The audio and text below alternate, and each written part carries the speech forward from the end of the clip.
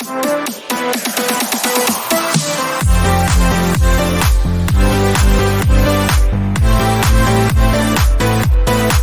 बच्चों, मैं सुनीता पांडे शुक्ला।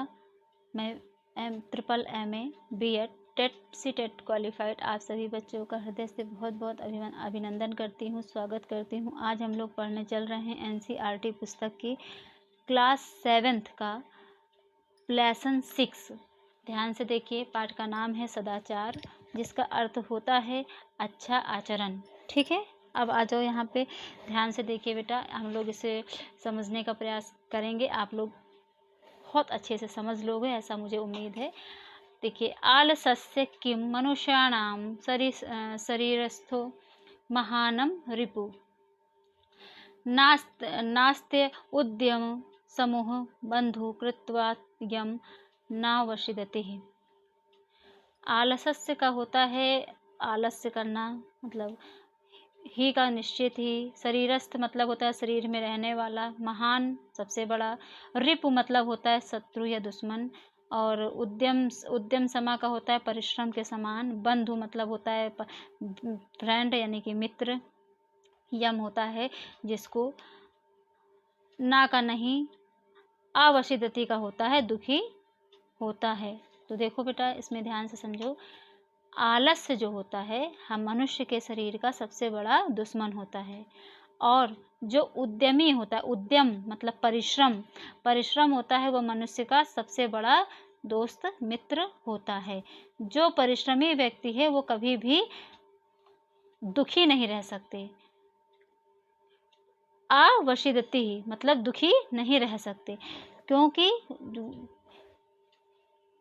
आलस्य जो होता है हमारे मनुष्य का, यानी मनुष्य का आलस्य जो है, सबसे परम शत्रु कौन है, दुश्मन कौन है, आलस्य है मनुष्य के शरीर का। और लेकिन जो परिश्रम है वो सबसे बड़ा, सबसे बेस्ट फ्रेंड जो होता है वो आलस्य, परिश्रम करने वाले, परिश्रम जो होता है वो मनुष्य का सबसे बड़ा मित्र होता है।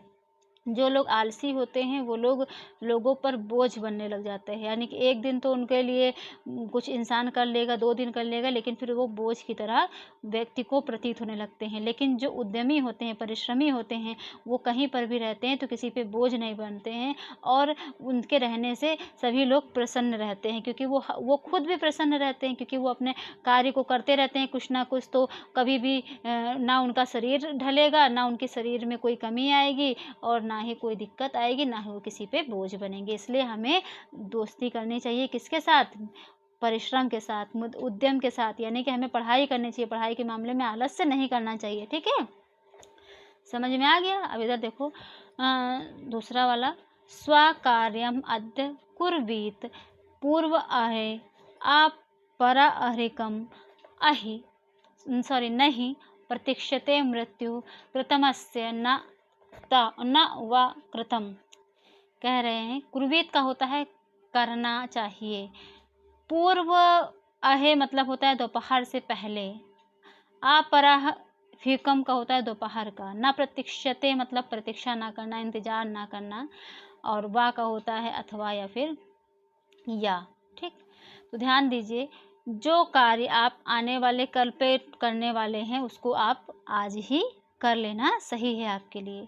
जो आप दोपहर में करने वाले हैं उसको दोपहर से पहले ही करना आपके लिए सही है, क्योंकि मृत्यु किसी का इंतजार, प्रतीक्षा नहीं करती। वह कि आपका कार्य हुआ है अथवा नहीं हुआ है, वह जब उसका समय निश्चित होता है तो वो उसको मृत्यु आ ही जाती है, और वो कभी भी ये नहीं सोचती कि आपका कार्य नहीं हुआ है तो आपको थोड़ा सा समय दे दें।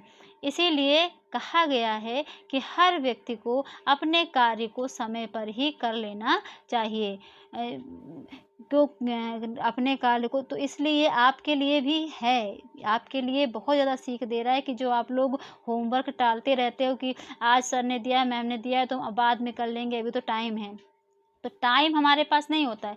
क्या होता है कि अगर मान लीजिए हमारे पास छुट्टी है आज या कल, हम कल पे टाल ले रहे हैं, मान लीजिए हमें कल कहीं जाना हो गया, हमारे घर कोई आ गया, तो हमारा कार्य तो अधूरा ही रह जाएगा। फिर हम जब विद्यालय जाएंगे तो हमको डांट पड़ेगी। तो उससे अच्छा ये है कि हम आज कार्य मिला है तो आज ही कर लेना।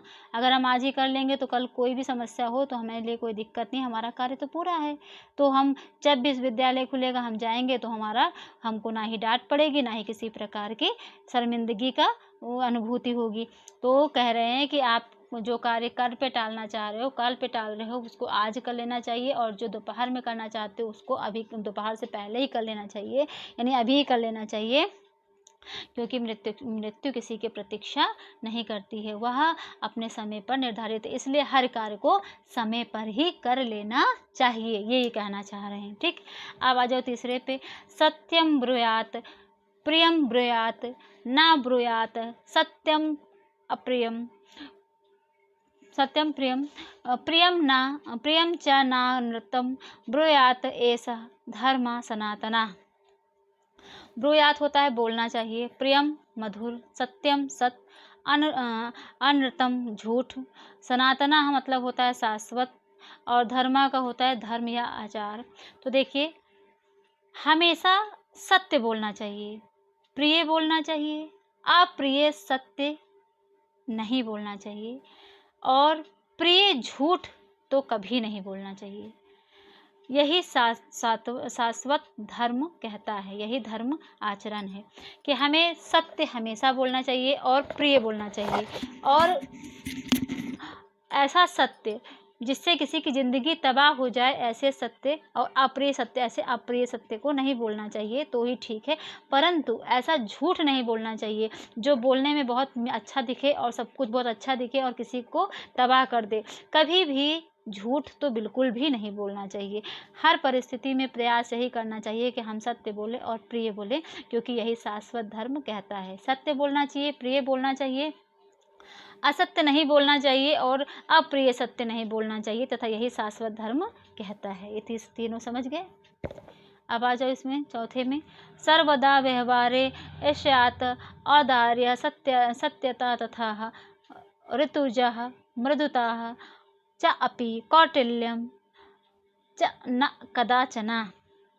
सर्वदा मतलब होता है हमेशा, व्यवहारे व्यवहार करना, औदार्यम मतलब होता है उदारता, ऋतुजा मतलब होता है सीधापन, मृदुता मतलब होता है कोमलता, कौटिल्य का होता है कुटिलता या टेढ़ापन, ना कदाचन कभी नहीं। ठीक, कहना चाह रहे हैं कवि कि व्यवहार हमेशा उदारता वाला करना चाहिए, मतलब सभी के साथ अच्छा व्यवहार करना चाहिए, प्रेम वाला व्यवहार करना चाहिए, मतलब सभी के लिए आदर जिसमें झलके ऐसा व्यवहार करना चाहिए, चाहे वो छोटा हो या बड़ा, आदरणीय व्यवहार करना चाहिए। सरलता वाला व्यवहार करना चाहिए, मधुरता वाला व्यवहार करना चाहिए, सीधापन मतलब किसी में कि अपने व्यवहार में कोमलता यानी मधुरता होनी चाहिए, सीधापन होना चाहिए, सरलता होना चाहिए, उसमें कोई किसी प्रकार का आडंबर नहीं होना चाहिए, यानी कि झूठ फरेब नहीं होना चाहिए। कभी भी कुटिलता वाला व्यवहार यानी टेढ़ा व्यवहार किसी के साथ नहीं करना चाहिए। टेढ़ा व्यवहार करने का मतलब ये है कि किसी के साथ गलत व्यवहार कभी नहीं करना चाहिए। ऐसा कभी भी व्यवहार नहीं करना चाहिए जिससे किसी का गलत हो, किसी का दिल दुखे, या फिर किसी को आपके कारण कष्ट पहुँचे। ऐसा व्यवहार किसी के साथ भी कभी नहीं करना चाहिए। हमेशा ऐसा व्यवहार करना चाहिए जो उदारतापूर्ण हो, जिससे सब में सभी के लिए आदर हो। सत्य व्यवहार करना चाहिए, सत्य बोल के व्यवहार करना चाहिए, और व्यवहार में मधुरता होनी चाहिए, सीधापन होना चाहिए, सरलता होनी चाहिए, मतलब जो भी है वो आईने की तरह, पानी की तरह बिल्कुल साफ होना चाहिए। कोई भी ऐसा व्यवहार नहीं करना चाहिए जिससे आपके कारण किसी का दिल दुखे, किसी का नुकसान हो। ऐसा व्यवहार कभी भी नहीं करना चाहिए। अब आ जाइए नेक्स्ट में। श्रेष्ठम जन्म गुरुम च अपि ता मातरम पितरम तथा मनसा क्रमणा वाचा सेवते सततम सदा। इसका ध्यान से देखो बेटा। वाचा मतलब होता है, वाचा का इसमें होता है वाणी, मनसा मतलब मन से, कर्मणा मतलब होता है कर्म से, सत्तम मतलब निरंतर, सदा मतलब हमेशा, सेवते मतलब सेवा करनी चाहिए। यानी कहने का मतलब है कि जो श्रेष्ठ जन होते हैं यानी सज्जन लोग होते हैं, जो गुरु होते हैं, जो माता पिता होते हैं, इन सबकी हमें मन से, कर्म से, वचन से सेवा करनी चाहिए।